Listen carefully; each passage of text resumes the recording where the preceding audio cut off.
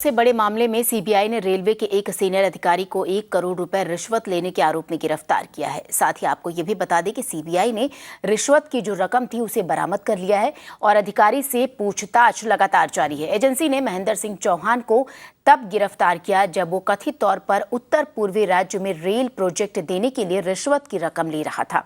अधिकारी असम में तैनात है। सीबीआई ने 20 जगहों पर की गई छापेमारी में अब तक कुल 2 करोड़ 14 लाख रुपए नगद बरामद किए हैं। और इस पर और ज्यादा अपडेट देने के लिए हमारी सहयोगी तनिमा बिस्वास इस वक्त हमारे साथ न्यूज रूम से जुड़े। जो तनिमा, और क्या अपडेट है, दर्शकों को बताइए।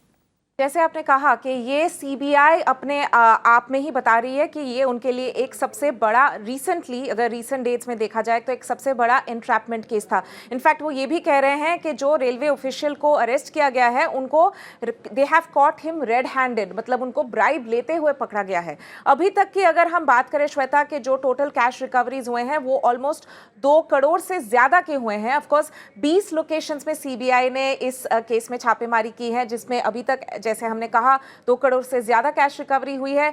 जो ब्राइब का अमाउंट था जिसके लिए वो पैसे ले रहे थे प्रोजेक्ट्स के नॉर्थ ईस्ट में प्रोजेक्ट्स के ऊपर कुछ फेवर्स एक्सटेंड करने के लिए, वो अमाउंट 1 करोड़ का है।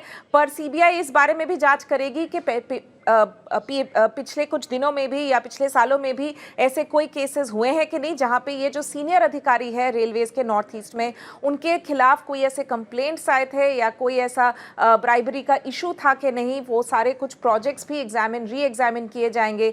और जैसे हमने कहा अभी तक के लिए उनके अलावा 2 और लोगों को भी सीबीआई ने गिरफ्तार करी है।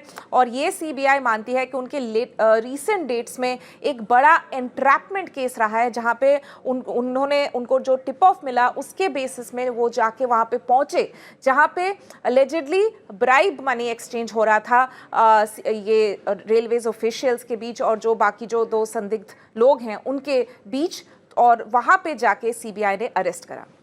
जी तनिमा, आपका बहुत बहुत शुक्रिया ये जानकारी हम तक पहुंचाने के लिए।